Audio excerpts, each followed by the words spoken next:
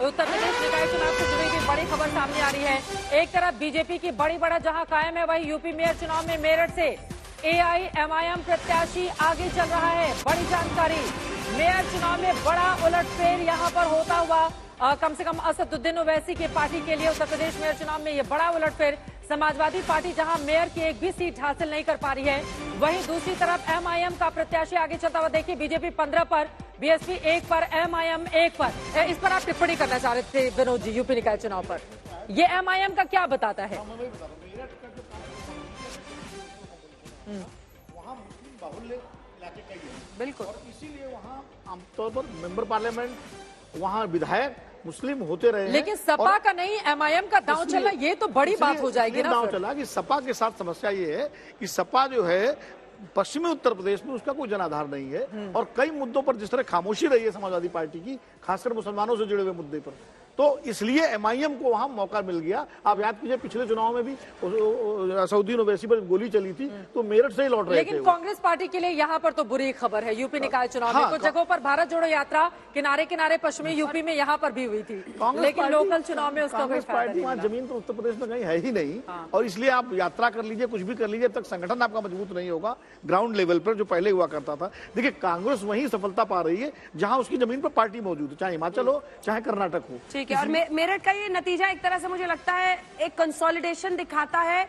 अतीक अशरफ की हत्या और जो पूरा अतीक अहमद कांड वहां पर हुआ है, शायद उसका भी एक साइड इफेक्ट है। असद उनके बेटे का एनकाउंटर भी हुआ, तो माफिया राज, यूपी में नो कर्फ्यू नो दंगा, यूपी में सब चंगा। अगर दूसरी तरफ कंसोलिडेशन हो रहा है जिसमें स्वीप कर रही है मेयर चुनाव को बीजेपी, तो काउंटर कंसोलिडेशन यहां पर मेरठ में दिखाई देता है। बहरहाल चलिए एक बार फिर से रुक करते हैं कर्नाटक का, जहां पर कांग्रेस पार्टी 117 सीटों में रुझानों के मुताबिक फिलहाल आगे है और एक जबरदस्त जीत की तरफ वो बढ़ रही है।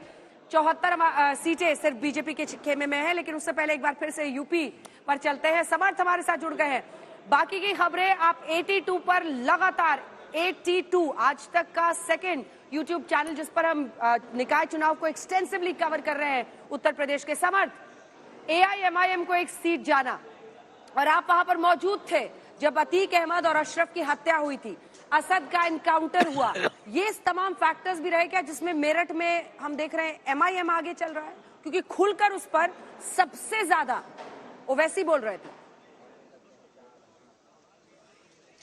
देखिए, इस बात से इत्तेफाक जरूर रखता है मुस्लिम समुदाय कि उस वक्त किसने किसने आवाज उठाई थी। शायद अखिलेश यादव ने एक ट्वीट किया था और जिस तरह से किलिंग वहां पर हुई थी उसको लेकर थोड़े बहुत सवाल उठाए थे, पर असदुद्दीन ओवैसी ने जिस तरह से एक मोर्चा खोल दिया था योगी सरकार के खिलाफ और कई वीडियोस दिखाए, कहा कि आपको इसका जवाब देना पड़ेगा, कोर्ट में जवाब देना, तमाम चीजें असदुद्दीन ओवैसी ने कही थी। पर जिस तरह से मेरठ में मेयर सीट पर एआईएमआईएम का दबदबा बना हुआ है, वो कहीं ना कहीं सवाल उठाता है अखिलेश यादव यानी कि समाजवादी पार्टी के ऊपर इस वक्त, क्योंकि एमवाई फैक्टर के दम पर इस पार्टी ने यूपी विधानसभा चुनाव में 100 के ऊपर सीट्स निकाली थी, अच्छी खासी सीट्स थी उनके लिहाज से। पर यहां पर जो नतीजे सामने आ रहे हैं, तो कहीं ये संकेत तो नहीं है कि मुस्लिम समुदाय की नाराजगी समाजवादी पार्टी की तरफ है और वो अब इन रिजल्ट्स के साथ उजागर हो रही है। पूरी जानकारी के लिए यकीनन भारतीय जनता पार्टी के लिए खुशखबरी है, तो वहीं दूसरी पार्टियों के लिए यहाँ पर चुनौती, खासतौर से समाजवादी पार्टी के लिए। एमआईएम का खाता क्या खुलेगा मेरठ में? आगे की लीड एमआईएम ने मेरठ में ले ली है।